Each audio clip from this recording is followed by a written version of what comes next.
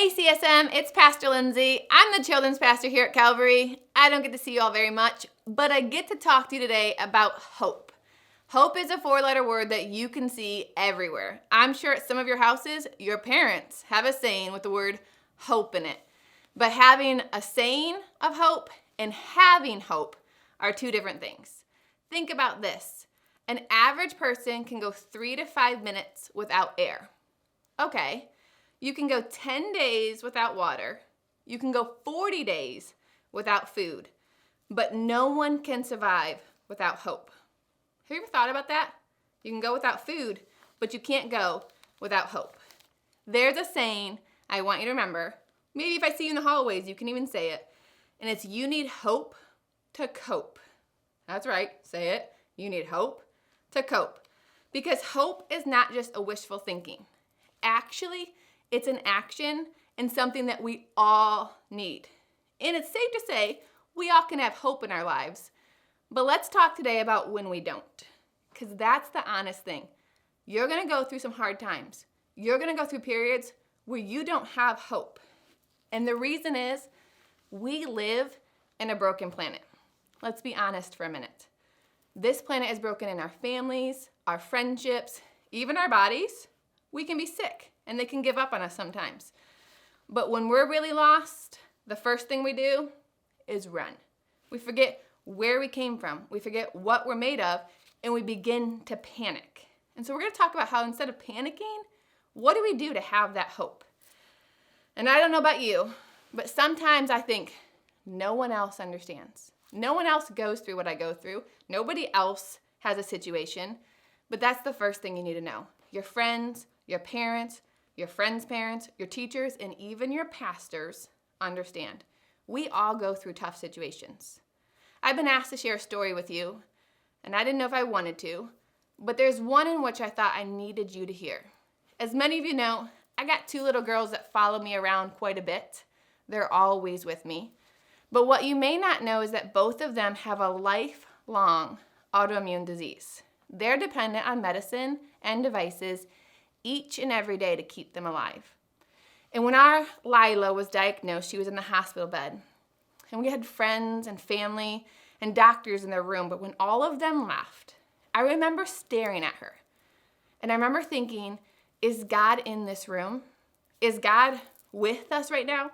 I remember questioning, why is this happening when we have our foundation on God? And as I sat there and I prayed for her and I was looking at her, Judges 6:16 is the only thing that ran through my mind. And it says, and the Lord answered, I will be with you. I repeated that over and over for days. I still repeat that some of the days, and we're 3 years later. The Lord answered, I will be with you. 5 very powerful words. But does that sound familiar? Have you ever thought, if God is really here, then why? If God is really good, then when? Or how about if God really cares, then how? You see, I love how God is gracious and loving and patient. And even when we begin to question things we shouldn't question, He's there. And if you look at Judges 6:16, it comes from the story of Gideon. And Gideon was fearful and he was hiding from the enemy and he was staring straight into the face of a messenger from the Lord. And yet he still continued to feel defeated. And the Lord answered with those 5 powerful words. I will be with you. It's words that we need to always remember. That God's presence is real. It's not just something we talk about. He's there and He's our strength for each and every day.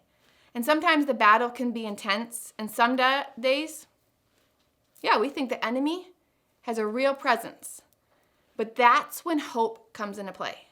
That's when we take it from a 4-letter word just sitting somewhere and we make it an action in our lives. So you need to remember that God still answers us, just like He did for Gideon, just like He did for me in the hospital room. He sees mighty when we see weak, and He sees victory when we see defeat, and He sees hope when we're filled with disappointment. Think about that today. Think about ways in which maybe you're filled with disappointment, but you can find hope in that situation. Or maybe you come across a situation and you're like, is God in this situation? And instead of questioning it, figure out how God is there. Or find a friend who's going through a tough situation and remind them of the hope that we have in the presence of the Lord. I hope this helps you today, and I hope that you remember you need hope to cope as you go through the halls of school, home, and even here at church. Hey CSM family, thanks so much for checking out this video. We hope it was meaningful for you. If you wouldn't mind, throw a comment below. We'd love to interact with you on what God's speaking to you in your life. Also, if you want to subscribe, go ahead and click the bell as well so you can get some notifications when our next videos come up. And we're looking forward to seeing you next video.